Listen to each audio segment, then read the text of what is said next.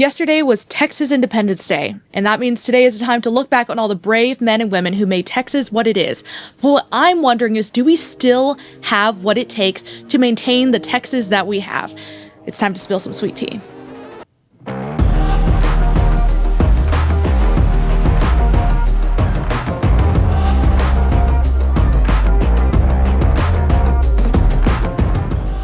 Hello, everyone, and welcome back to the Sweet Tea series. My name is Ariana Guajardo. I hope you guys had a wonderful Texas Independence Day yesterday. We're going to be talking about Texas independence, the relationships between men and women, and the best person to help do that is Joshua Trevino.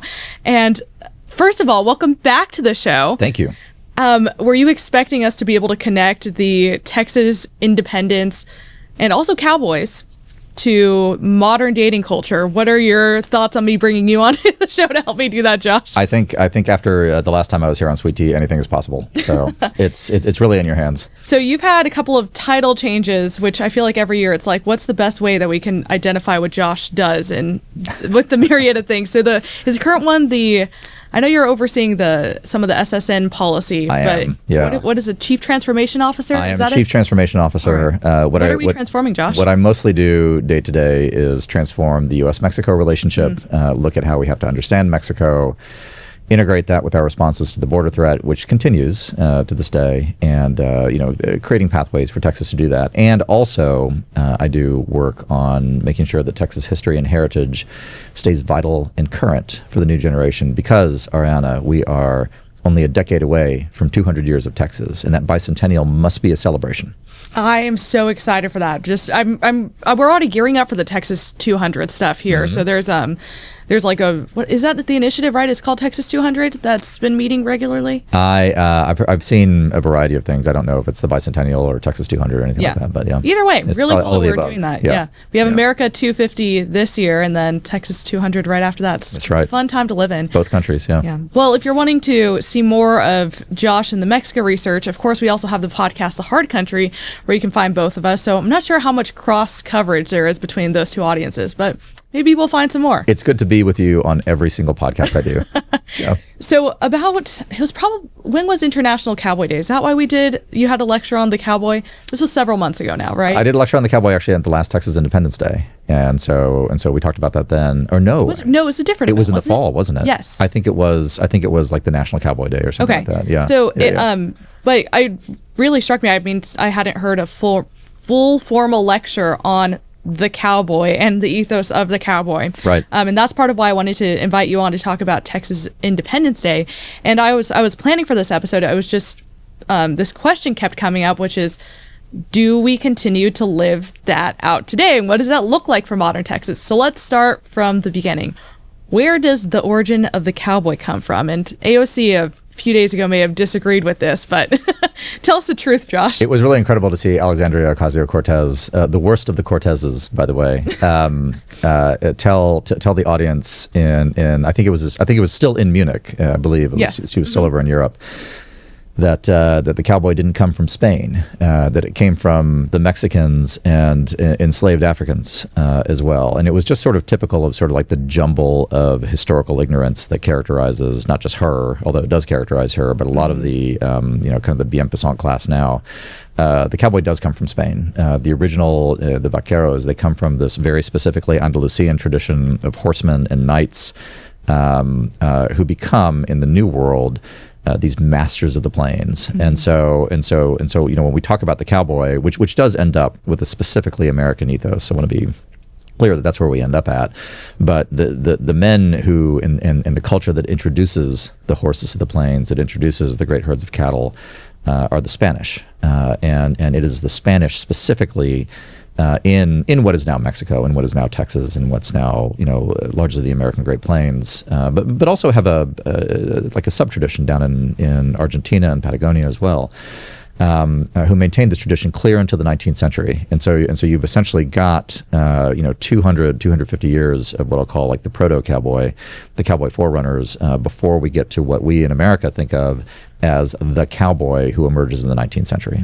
So what is that cowboy, the American, and even more specifically, the Texan cowboy? Yeah. To sum them up in one word, independence. But there's a lot bundled in that, because independence can mean a variety of things. It can mean anarchic lawlessness. So there's a barbaric type of independence. But it can also mean orientation toward virtue that's not dependent upon the say-so of any worldly authority. And the cowboy, I would argue, sits at this midpoint in that spectrum, and it's a useful midpoint. There's a guy named John Marini out at, I think he's at University of Nevada, Las Vegas, if I remember correctly. He might be at Reno. A political philosopher. About 20 years ago, I got to hear him talk. Brilliant man. And so if you're out there, Dr. Marini, good work on all this. But one of his subspecialties was the American Western, not the cowboy as such, but the genre of the American Western. And what he talked about, which I think is completely true, is this idea that the reason that the Western was popular is because what the Western is really about is the creation of civilization. It is the bringing of order, political order, kind of in the Aristotelian sense, to the wilderness. And so when you see your median Western, and obviously John Ford and John Wayne, and sort of everything that you see around there is some meditation on this riff. You're seeing the wild land that is tamed. In some way, law is being brought to it, but because the land is in this pre-political state, it's in a state of lawlessness. It is the cowboy who can contend with that, and he brings this roughness and kind of this classic virtue-based masculinity to it. Whether or not he himself is personally imperfect, as he always is. So they're settling it physically, but then also like socially. Socially, yeah. Well, that's exactly right. And kind of the classic film in this is John Ford's the Man Who Shot Liberty Valance, which you haven't seen. I was going to say, you're going to have to imagine that both myself and any other young women watching this have not seen the movies you're referring to. Okay, that's fine. But this is your opportunity to pitch them, I guess. I want to pitch. So. I want to pitch them on saying this now. Now, I want to pause and say that if you are a young woman under, how would I characterize you? If you're a young woman under 70, then probably the John Ford movie you should watch first is The Quiet Man, which is one of the greatest love stories ever committed to screen. Okay. Fantastic film. Anyway, we won't go into that. But The Man Who Shot Liberty Valance is actually a close second. And essentially you've got a triptych of individuals. You've got Lee Marvin as the villain, Liberty Valance, so the titular character, John Wayne as the cowboy, and then you have Jimmy Stewart as the lawyer. And what you see throughout it, I won't ruin the entire film, but what you see is that this town that they're in, the settlement that they're in, progresses from the rule of the villain to essentially salvation by the cowboy so that the lawyer can flourish. And at the end, he's the one, Jimmy Stewart, who inherits the girl and the honor and the titles and everything like that. And he actually ends, I believe at the end of the film, he's a United States Senator. And the cowboy actually disappears when he's no longer needed. But it's that transformational figure, it's that catalyst that the cowboy provides, the man who can work the land, who's handy with a gun, who has a rough-hewn sense of right and wrong that may not conform to the law code, but nevertheless brings order and justice, that paves the way for the lawyer and the school teacher and the children and the families that eventually constitute democratic liberty. And so when we think about the cowboy, we think about those catalytic figures. We think about those individuals who possess that independence, but it's an ordered independence, because without that, they're just bandits, right? They're just cruel, waylayers who will assault and kill and rape and everything else. But we love the cowboy as Americans because what the cowboy represents for us, I think properly understood, is that man who goes out into the frontier and does the terrible things that the frontier requires versus Comanches, versus nature, versus one another, that then lead to you and I sitting here in the year 2026, forming families and living in ordered society and never worrying about the fact that the Balcones Escarpment, which is mere 2-3 miles away from where we sit right now, and in the 1830s and 40s harbored thousands of Comanches who would come and cut our throats at any second. They're gone. And it's the Cowboys and the Texas Rangers and that whole milieu of men who make that possible. And I think in losing that, and in losing the frontier that creates them, we've lost something that's causative of our liberty now. And so the reason that we want to think about the Cowboys, I think today, I'll stop here, I promise, I'll monologue the whole show. But the reason that we want to think about the Cowboys today is because if there's this idea that freedom and liberty and civilization, society require renewal, then it requires renewing figures who can understand that the barrier between us and barbarism is tissue thin, and are willing to do the things necessary to make sure that we stay safe on the right side of it. So why do you think that ethos and that character is so important for Texans in particular? And is part of it just that we descended from like a lot of cowboys? So even my grandfather, for instance, grew up on a ranch as a cowboy, Yeah. and that continued into his. He was a veterinarian and even did like both small and large animals, had a horse racetrack and everything. So I grew up around that kind of vaquero culture in South Texas. But why is it that is important for Texas culture just across Texas? I mean, even in Houston, where there's less of the cowboy, I think they still benefit from it, right? They do. Texas, I think you have to understand, and you can tell me what period in history you want me to cover, Ariana, but Texas writ large is a state that is made by war more than any other state out of the 49 in the Union. And that to me is indisputably true. Well, how so? What do you mean by that? Well, so look back to the origins of Texas, and how many hours is this show? So that's fine. I'll keep this under 5 minutes. You get I was going to say let's look back on the shorter end. Look back but subscribe to my Substack, and I don't have a Substack. Texas arises as a frontier area, and it's really in the Gutierrez-McGee expedition of 1813 and the Spanish reprisals after that is defeated that lead to the depopulation of Texas, that then lead in the next decade to the now Mexican authorities post-independence in 1821 inviting the Anglo settlers into Texas. So the Anglo settlers come. The next decade, there's obviously the Texas Revolution. And then what I think a lot of people miss, including in Texas, is that when we win at San Jacinto in April 1836, that's actually not the end of the war with Mexico. There's endemic warfare, including 2 new invasions from Mexico that occur, plus naval warfare across the remainder of the 1830s and into the 1840s. I don't know if I knew about the naval warfare. It's true. Wow. So the 1843 Battle of Campeche actually sees the Texas Navy defeat a British crewed Mexican force, and it's the only time in naval history worldwide where sailing wooden ships have defeated steam-powered metal-clad ships. I got chills from that. It's fantastic. Anyway, great. And then when they return to Texas, they're all arrested as pirates because they proceeded without authorization. A very Texas story, but they did the right thing despite the law telling them not to. And so you had this period of warfare. It leads to Texas electing to join the United States with a referendum in 1845. Then, of course, you've got the U.S.-Mexican War. Mm-hmm. But then subsequent to that, in the 1850s, it's not well remembered because something happened in the 1860s that was pretty dramatic.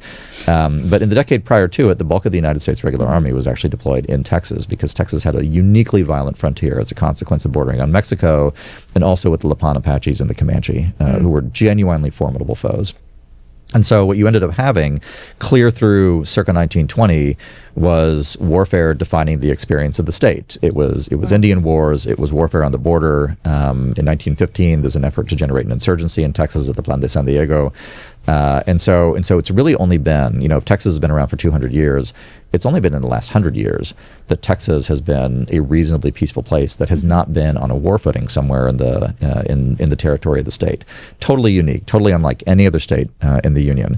And as a consequence of that, kind of to bring it back to the cowboy theme, this is one reason that we valorize and we think about who the cowboy is and what he does, because ultimately in a nation as vast as ours, and I mean Texas as the nation, it is going to be the lone man or two riding on the frontier without any recourse to help or news, who is often the sentinel between us and the forces that would end us. Whenever I'm reflecting on not only Texas independence, but everything that you were saying that came after it, I'm just thinking about how many both brave men and then brave women who are willing to live in that kind of wilderness existed in our forefathers and foremothers.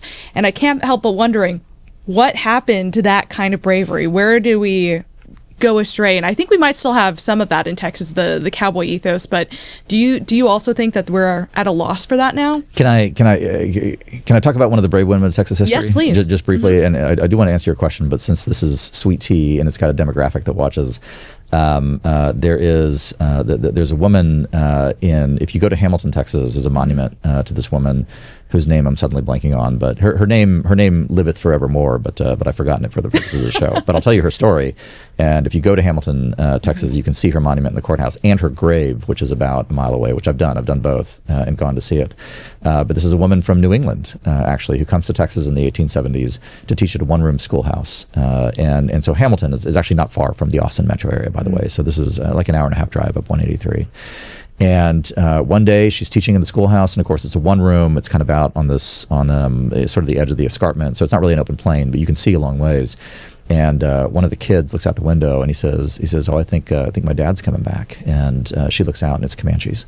And to make a very long story short, she covers for the kids by fighting the Comanches while they escape. Now the Comanches do capture some of the kids who were later redeemed. But when they find her body. She has 17 arrows in it, and she kept fighting the whole way.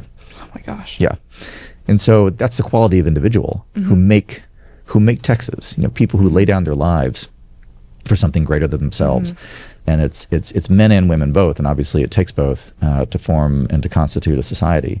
But the reality was that everybody who came out to this frontier knew that the possibility of that sacrifice was upon them the whole time. And just imagine what that would be like. How many of us go through our lives knowing that that's the case? You have people who join the armed forces, you have people in law enforcement, but that is characteristic of a tiny sliver of our population now. It used to be characteristic of a giant swath of Texans. And so to lose that, if we were ever to forget about it, which God willing we won't, would mean forgetting about who we actually are. And to give Texas some credit now, if I'm not mistaken, Texans still make up a disproportionate amount of armed forces in comparison to other states. I don't. That may be a few years old, but I think at some point Texas, it's not like in Texas, it's not a ton of population, but I want to say there's more Texan than the ratio compared to other states is higher. Anecdotally, so I don't know if that's true or not. Right. But anecdotally, I've been told by friends in the National Guard Bureau. Actually, I mean, didn't expect to use this anecdote, but that the two states that over-volunteer from a National Guard perspective are Texas and Minnesota, which is quite interesting. Yeah. Yeah. So I'll take it. Yeah. So do you think that we are losing some of that bravery now, or do you see that in younger people? Or I mean, you interact with a lot of our our interns being part of that population, right? But well, our interns are people of surpassing courage and virtue, so I have no. But we hear stories from them about the people that they're at universities with. So I think I don't think you see those virtues as much, but I don't think they're dead. One of the things that virtue often requires is circumstance to catalyze it, and if there isn't a frontier, if there isn't a measure of stress that one accepts or a quest, so to speak, and I don't mean like killing a dragon, but something that you're striving for. If that's absent, then the virtues don't always come to the fore. There's a story. This is a non-Texan story, but I think it's illustrative of a man named Michel Courgeot, who is he's a French Jew and born to a family of Holocaust survivors. It's a true story, and ends up caught in the Air France hijacking that leads to the raid at Entebbe in 1976. So for those of you who don't know what the raid in Entebbe is, look it up. It's fantastic. Anyway, these leftists and Palestinians, they hijack this aircraft. They bring it to Entebbe in Uganda in Central Africa, in the thought that they're not reachable there. And the Israelis in 76 mount this incredibly heroic and intrepid raid deep into the heart of Africa and rescue everybody.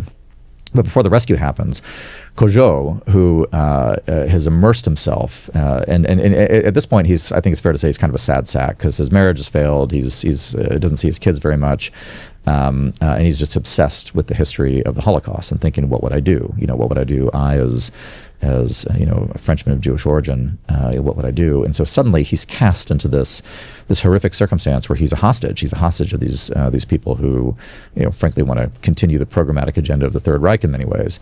And to make a long story short, he comports himself as a hero. And on the way out, after the rescue has happened and they're flying out, one of the other passengers says, "You act like you've been preparing for this all your life." And he says, "You know what? I actually have." And that's the mode of remembrance that we should have. we're not, I mean, again, God willing, like none of us are going to be on a frontier. We're not going to be standing sentinel. We're not going to be, in a gunfight in a canyon. We're not going to be fending off Comanches as we see children to escape. But the point is not that you seek those things. The point is that you are ready for them if they ever come. And if you ready yourself, then you are already living the life of virtue that speaks to what the cowboy and the early Texans actually were. And you're saying that it might not happen, or that we might not have those opportunities, but with the increased amount of shootings that are happening, I mean, even in churches, you never know. Like, there actually is, I think, a real reason to be prepared for those kinds of situations now. Maybe, yeah. But there are other things that you can seek out. Yeah, I think one thing though is that and I cast stones from a glass house. By the way, I mean I contend with this just as much as anybody else. You have to seek the extraordinary and the virtuous and the ordinary. You may never, to the point, you may never face that situation. In fact, you probably won't. But what is a scenario in which you're called to be heroic, quietly so, or virtuous? Well, it's in your profession, it's in your marriage, it's in your friendships, it's in your faith.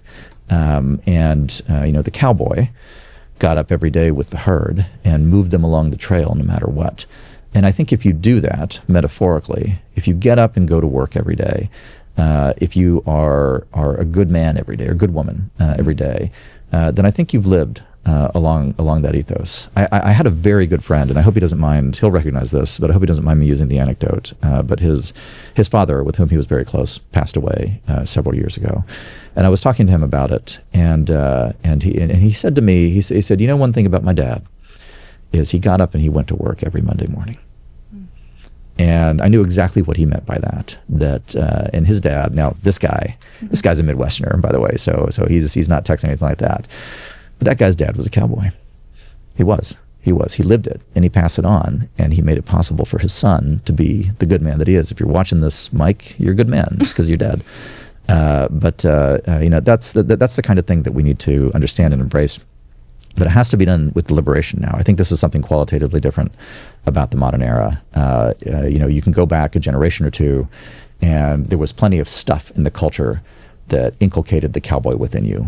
Men of my father's generation. So my father's born in the early 1950s. He's I think a middle boomer.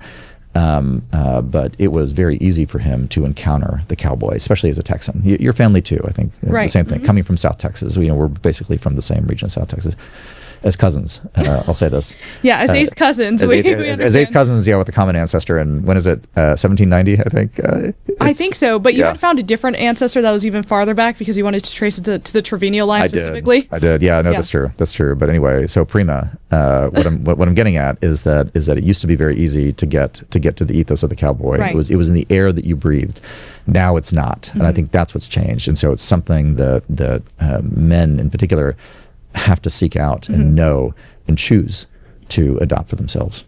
I think it's also just how you look at life and what you're going to do. So if you see a difficult situation, you just address it because that's the next best thing to do. That's right. But I think Zoomers, and particularly my generation, have almost approaching day-to-day life with despair. So rates of anxiety and depression are higher now. But then also, I've read multiple articles about people just lamenting how dating doesn't work the way that they want it to, and specifically one comes to mind that we had both read called Doomers in Love, and it was just talking about the dating sphere in DC, which is, I think, a little bit different than Texas, but the whole point of it was that both men and women were talking about how the opposite was just not living up to what they want, and I think both felt that they're at an impasse for their a huge part of their life because they can't find someone to marry. And for younger people, that's a lot about where we feel like we might be, how you're called to live out your life and your vocation. So I understand why that's a difficult thing. But again, there's just that doom and gloom about it. Right. Do you, are they right to feel that way? Like, is feeling that way going to change the situation? How do we get back that cowboy spirit of just living in the world even when it sucks and overcoming that? It's tough. But so by the way, the article Doomers in Love, it's by a young woman named Mana Afsari, who is extremely bright, a very good writer, and seems to write one essay per year as far as I can tell. But each time she does, They're fantastic. Yes, so and I think I printed it, and it was 21 pages, so it's an essay. It is an essay. Now I'll tell you, my initial response to reading it was, we'll just leave Washington D.C. Like all the problems that you find in Washington are not present on your average Southeastern Conference campus.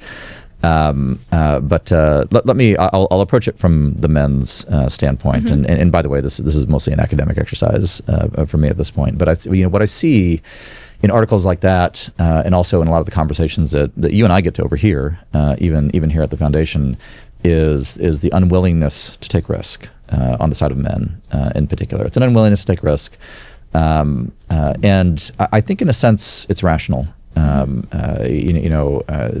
God that when those of us here, we have this very elderly cameraman who's off camera right now, but he will agree with me on this. That if you got rejected, which happens more than once, that at least there's no record of it, right? If it's 1991 and you crash and burn and ask somebody out and she didn't like it, or a relationship fails or something like that, it's over when it's over. You move on with life. You find somebody and you go. And so there is an ability to take risk, because it is risk, that does not transform into lifelong risk or something like a burden that you're going to bear forever. So even the worst romantic humiliation that you could suffer prior to circa 2008-ish was going to be transitory. Or you could leave town, or you could find a new group of friends, or you just ask somebody else out and it would be fine. Right. And to have that phenomenon go, to have that inability, or to have that ability to move on from the past stripped from you, because there's always going to social media, or social media and the internet writ large. There's a rational response in many ways to where the desire to take risk, the willingness to take risk, on the part of men in particular, who are doing the asking out, or typically will be doing the asking out, or doing the shoot for the moon, like she's out of my league, but I'm going to ask her out. If you know that there's a non-zero chance that you're going to be the subject of an Instagram reel because of that, it's not gonna work out for you. And you're just not going to do it. There was this young woman on Twitter just within the past 30 days who went viral, and I've forgotten her name, but it doesn't really matter what her name is, because multiply this experience by uncounted numbers of times. But she posted on Twitter and went viral for it, that she was at church, and a young man talked to her after church and then asked for her phone number after church. And she said no. But then she went to Twitter and posted about it and how uncomfortable it made her. Well, listen, like, if you can't ask for a number after having a conversation after church, then we're in a pretty dark place, right? And so you look at that and you think, maybe I should stop. Maybe I shouldn't ask people out. Maybe I should turn to one of these multitude of horrible alternatives that we have, which are multiplying by the day. And that's not the answer, by the way. I'm being charitable with it. The answer, unfortunately, fortunately or not, is you must continue. Just as the cowboy continues, you must continue. You must continue to seek love, rightly ordered. You must continue to ask women out. You must continue to do these things. And to men's credit, it takes a greater amount of bravery, like you were saying, now than it did in the 90s. It does, yeah. So exactly to that point, anybody who does it now should be probably given a medal, I suppose. I don't know, but even if it doesn't work, because a lot of times it won't. Right. But that raising of the stakes, I think, has dissuaded a lot of people, and unfortunately, it's easy to talk about, like, women should do this, and I'm actually not going to talk about what women should do, because what do I know? Don't worry, I'll cover that part. Thank you. No, I appreciate that. But on the men's side, unfortunately, the answer is more is going to be required of you than was required of people, say, of my generation, of the pre-internet generation, the pre-social media generation. More will be required of you to achieve a comparable result. But if there's a silver lining to it, because more is required, my hope is that there is more deliberation, more thought, more consciousness going into those decisions than perhaps there was before. And that may be naive and idealistic on my part, but we must repose in hope, because the alternative is the end of humanity. Well, I like literally and actually. Literally and actually, right? Yeah, because nobody's having babies anyway. Yeah, right. Or a replacement of the American and Texas people as we know them. So with ChatGPT enabled robots, probably. Yeah, exactly. Right. But on the part of women, and speaking to that point of how much bravery it requires from men, something I will criticize younger women for is talking about how they never get asked on dates, but whenever they do, they're like, ew, no, why would I date him? So the rule that I had while I was single was I will always say yes to a first date.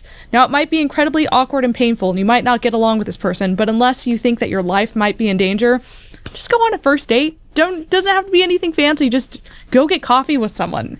And anyway, on both sides, I am tired of the younger discourse, which just seems to be men being unhappy with women and saying that they all are horrible and lacking virtue, and then women pointing that men are pathetic and then lacking virtues like bravery on their end. So yeah, but you can only control yourself at the end of the day too. So pursue virtue in your own right, and that will attract other virtue as well. I think that's right. There's an absence of charity. I mean, one of the things that I find really intolerable is seeing this discourse again among younger men about how bad, I'll put that in quotes, like how bad women are these days. Yes. Like they're not virtuous, they're not this or they're not that. I mean, first of all, give me a break. And secondly, I think if you understand what marriage is supposed to be, which is a mutual sanctification. Sorry, not to get religious on you, but whatever your religious tradition is, right. I think that's largely the case. First of all, you didn't go into this, Snow White either, buddy. But second, like one of the reasons that you marry is to help the other in this mutual aid that lasts a lifetime into the place where you're supposed to be, and losing that charity, and also understanding that the past is suggestive but not actually predictive, really, is something that I kind of wish could get out to more young men, right. In particular, because that's a strain of discourse that is just incredibly unhelpful to themselves. If they do want to marry a perfect person, I mean, the celibate priesthood is always an option. So there's wow, okay, too. All right, yeah. Well, half joking, but we'll put up a URL for this afterwards. We'll get some seminary grads in here. Yeah. So today, even outside of the realm of dating, what are intentional, even small ways people can pursue the ethos of the cowboy and the traits that allowed Texas to claim independence and pursue our freedom? Yeah, I think my answer on this has changed over the years, honestly. So I want to be upfront with that. I think that what you consume intellectually is going to largely dictate who you are and how you act. And it is true. It remains true now, just as it always has been, that what you read, really, and people don't read anymore, by the way. Did you hear the mass market paperbacks no longer exist? Did you know that? No. So the mass market paperback, which is kind of the format that's singularly responsible for mass literacy and mass novel reading in the United States, actually is ending. There's no more of them. Because people don't read anymore. Like, people don't read novels, people don't read this, but start to engage with cultural products, I will say. We're going to have a separate conversation about book talk and who is reading today, because there's a whole We do need to read it. Yeah, because it's pretty grim. Right. It's really grim out there. But people should. What are you reading right now, by the way? Can I ask? Yes, I am going to start Story of a Soul because it's Lent. So that, and then my Halloween read that I keep accidentally putting down and not picking back up, Dracula, which is wonderful. Oh, yeah. So I'm towards the end of it too, but it's great writing. So if you have not read Dracula and you're looking for like a classic that actually moves the story along and doesn't need to describe every tree that you pass, wonderful. And then I still haven't finished Locke's Second Treatise, and I have 2 like little subsections left. It's 2 of them, and I actually it was like 3 a few days ago. So I'm going to finish that, then move on to Goldwater's Conscience of a Conservative. Do you know who kills Dracula? No. Can I spoil it for you? No, I'm so close to finishing. Oh my gosh. Okay. If it's the Texan, I'm going to be so happy. So don't spoil. But other reason to read it. This like brave Texan. Why would I mention it? No. But it is great that there's a brave Texan also represented in this film, Absolutely. in this book in the late 1800s in England. Just a Texan walking around. It's wonderful. It's an excellent book. Okay, well, you've got more books going on than I do. Yes, I'm reading Niall Ferguson's biography of Henry Kissinger right now, which is outstanding, and I am converted to a fan of Henry Kissinger. Wow. It's the point of a good biography, though. Well, sometimes. Sometimes, it's not like a biography of Adolf Hitler, right? Right. I've read some good bios too, but I was not a fan of his at the end of it. But the Kissinger one is quite good. I will just say, since it is related to the topic, one of the early anecdotes that Ferguson deploys in Kissinger is when he's a refugee from Nazi Germany, actually. So he arrives around 1938 in New York. quickly starts pursuing American girls, because what else would you do as a teenager who's a refugee? And so he gets rejected by a young woman, and he writes her a letter after she rejects him, in which he quotes, probably the reason he was rejected, he quotes at length Washington's farewell address. Why can I imagine a guy doing that today, motivated though? by a sincere concern for the rectitude of your intentions, and then like goes on, and you read it and you're like, man, she couldn't see the gold that you were. Anyway, I forgot where I was going with that. But She had only said yes to a first date and followed my rules, you know? she would have been married to the most powerful man in the world, for a while. So yeah, exactly. Or maybe not. Maybe she would have dragged him down. Yeah, who knows? There's the old joke about Bill and Hillary Clinton, who go. Sorry, are we out of time? I don't mean to. Okay. You got 2 minutes, but we can wrap it. Well, can I tell the Clinton joke? Sure, go for it. So the Clinton joke, the very short one is that they're on the bus tour, and this is from the 90s, by the way, so before you were alive. But they're on a bus tour, and they go by the storefront, and Hillary says, Bill, wait. That storefront, like, that's the name of a guy I used to date. He says, can we stop the bus and go? He's like, yeah, of course. So stop the bus. She walks in, and turns out it's the guy that she used to date, back in the day. And so she comes out, and the bus drives on, and she says, yeah, it was him. It's just great catching up. Just incredible. Like, he runs a storefront now, and he's really, got this nice little house and things like that.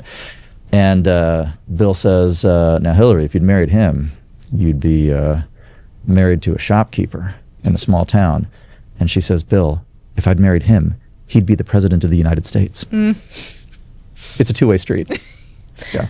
And Hillary says a lot of things, though, so I don't know the accuracy of that. She probably really likes that joke, actually. It's probably like the one Clinton joke. She's like, yeah, of course, it's totally true. But anyway. But true, yeah. And actually, I had my husband on the show a few weeks ago, and we were talking about great show. Thank you, but like the Lion King, and specifically that Simba could only become or take over as king because Nala went and got him back. So, and actually, even thinking about Jesus' own ministry with Mary being a component of starting his miracles was also a little biblical connection there to men starting their ministry. Yeah. I think one of the things I pointed out to my son about The Lion King, who was watching it this weekend when I needed him to be quiet, was that the whole movie contradicts Hakuna Matata. Yes. Yes. Which that's the whole point of it, is that you can't just did not land with my third grader at all. But I'm hoping to reemphasize it. By the way, the song that you like, it's wrong. Yeah. It's like it's not the villain song of the show, but in some ways it is. Anyway, we are off on a tangent. Okay, please. So to sum this up, what is an everyday thing that someone can do? Oh, I'm sorry. Yes, to be a good cowboy, Texan, freedom fighter. Watch what you consume in terms of intellectual and cultural content. Read about heroes. Read about people who failed. But consume that, because again, what fiction is. There was a fighter pilot who told me this once, and I've told this story before, I think. But that fiction is the mind training itself for new scenarios. So read about those things. Read Zane Grey novels. Read Louis L'Amour novels. Watch John Ford movies. Start to understand what the cowboy means and what he did and what the Western is. Know Texas history also, and understand that the reason that we know history and the reason that we have these stories is not to tell us about tomorrow, actually, although it does do that, but it's to inform us, or not to tell us about yesterday, it's to inform us about what to do tomorrow. We do tomorrow the things that we know happened yesterday, and it creates pathways for us. And then the final thing, which has been said before, but it's worth restating, is embrace risk. Embrace risk, not in a foolhardy or imprudent way. Don't spend all your money on lottery tickets, but embrace risk on asking the girl out. Embrace risk on starting a business. Embrace risk on coming to a new place. Embrace risk on having children. And when you do those things, you find out more about yourself, and you become more fully yourself, I think, as God intended us to be. Well, thank you so much, Josh, for being here. And that also reminds me of a saying from UT, which is that what starts here changes the world. So what you do can change the world. Thank you guys so much for watching, and I will see you next time.